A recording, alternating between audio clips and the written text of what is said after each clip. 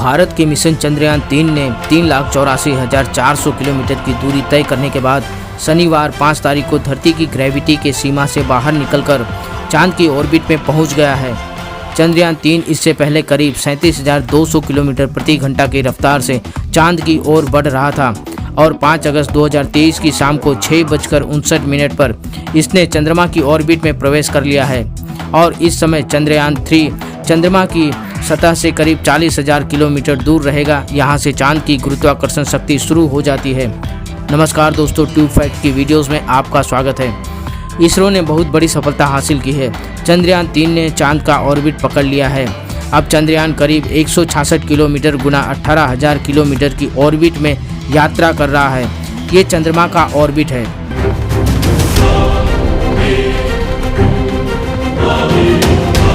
शनिवार 5 तारीख की शाम को चंद्रमा की कक्षा में पहुंचते ही चंद्रयान 3 का पहला मैसेज आ गया।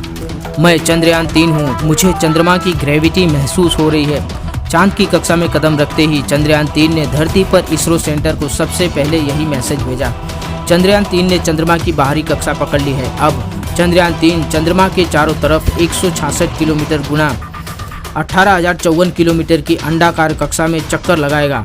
इसरो ने चंद्रयान 3 को चंद्रमा के ऑर्बिट को पकड़ने के लिए करीब 20 से 25 मिनट तक थ्रस्टर्स ऑन रखा। इसी के साथ ही चंद्रयान चंद्रमा की ग्रेविटी में पहुंच गया। अब वह चंद्रमा के चारों तरफ चक्कर लगाता रहेगा। इसे लूनर ऑर्बिट इंजेक्शन या इंसर्शन भी कहते हैं।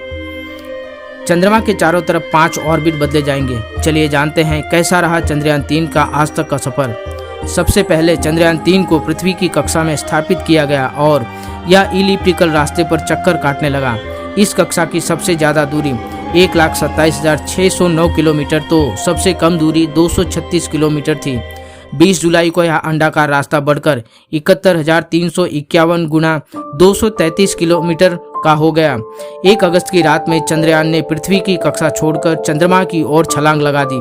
इसके बाद 5 अगस्त को चंद्रमा की कक्षा में पहुंच गया।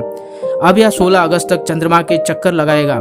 17 अगस्त को चंद्रमा की सतह से 100 किलोमीटर की दूरी पर लैंडर प्रोपल्सन मॉड्यूल से अलग हो जाएगा। इसके बाद लैंडर 100 गुना 30 किलोमीटर की कक्षा में घूमेगा और अपनी गति धीरे धीरे कम करेगा। 23 अगस्त को चंद्रमा पर उतरेगा। इसके बाद रोवर बाहर निकलेगा और 14 दिन तक प्रयोग करेगा। रोवर लैंडर को डेटा भेजेगा और फिर लैंडर प्रोपल्सन मॉड्यूल को। चंद्रमा के ध्रुवीय इलाके एक दूसरे से बहुत अलग हैं। चंद्रमा का वायुमंडल नहीं है, ऐसे में सूरज की किरणें सीधी पहुंचती है। कहीं कहीं पर तो ये हाल है कि मिट्टी एकदम जल गई है और इससे बारूद जैसी गंध आती है। वहीं दूसरी तरफ चंद्रमा की सतह पर कभी सूर्य की रोशनी पहुंची ही नहीं और यहाँ का तापमान 200 डिग्री से भी कम है। यहीं पर वैज्ञानिकों का अनुमान है कि इस इलाके में बर्फ के रूप में पानी हो सकता है। चंद्रयान का लैंडर दक्षिणी ध्रुव के पास लैंड करेगा। इससे पहले जो भी लैंडर चंद्रमा पर उतरे हैं वे या तो भूमध्य रेखीय क्षेत्र में हैं या फिर चंद्र भूमध्य रेखा के उत्तर या दक्षिण में हैं। चांद के ऑर्बिट को पकड़ने के लिए चंद्रयान 3 की गति को करीब 3600 किलोमीटर प्रति घंटा के आसपास किया गया, क्योंकि चंद्रमा की ग्रेविटी धरती की तुलना में 6 गुना कम है। अगर ज़्यादा गति रहती तो चंद्रयान इसको पार कर आगे बढ़ जाता। इसलिए इसरो के वैज्ञानिकों ने चंद्रयान की गति को कम करके 2 या 1 किलोमीटर प्रति सेकंड किया और इसी गति की वजह से चंद्रयान 3 चंद्रमा के ऑर्बिट को पकड़ पाया। अब धीरे धीरे चांद के चारों तरफ उसके ऑर्बिट की दूरी को कम करके दक्षिणी ध्रुव के पास लैंड कराया जाएगा। चंद्रयान 3 को चांद पर भेजने का जो रास्ता इसरो ने चुना है उसमें फेल होने की आशंका बेहद कम है। इतिहास देख लीजिए, जिन भी देशों या स्पेस एजेंसियों ने सीधे चंद्रमा की ओर अपने रॉकेट के जरिए स्पेसक्राफ्ट भेजा, उन्हें निराशा ज़्यादा मिली है। 3 मिशन में 1 मिशन फेल हुआ है और यहाँ दोबारा मिशन पूरा करने का लैंडर में लगाया गया यंत्र लेजर डॉपलर वेलोसिटी मीटर और lander horizontal velocity camera. Laser Doppler velocity meter जमीन पर उतरते समय 3D लेजर फेंकता है। यह लेजर जमीन से टकराकर वापस यह बताता है कि सतह कैसी है, ऊंची नीची, उबड़ खाबड़। इसके आधार पर वह लैंडिंग के लिए सही जगह का चुनाव करता है और बाकी 2 दिशाओं में जो लेजर जाते हैं वो ये देखते हैं कि कहीं सामने या पीछे की तरफ कोई ऊंची चीज़ तो नहीं है जिससे लैंडर के टकराने का खतरा हो। इसमें लगा लैंडर हॉरिजॉन्टल वेलोसिटी कैमरा जो जमीन के नीचे के हिस्से की तस्वीर लेता है, वह भी स्पीड में ताकि लैंडर के उतरने और हेलीकॉप्टर की तरह हवा में तैरते रहने की गति का पता चल सके, साथ ही खतरों का अंदाजा लगाया जा सके।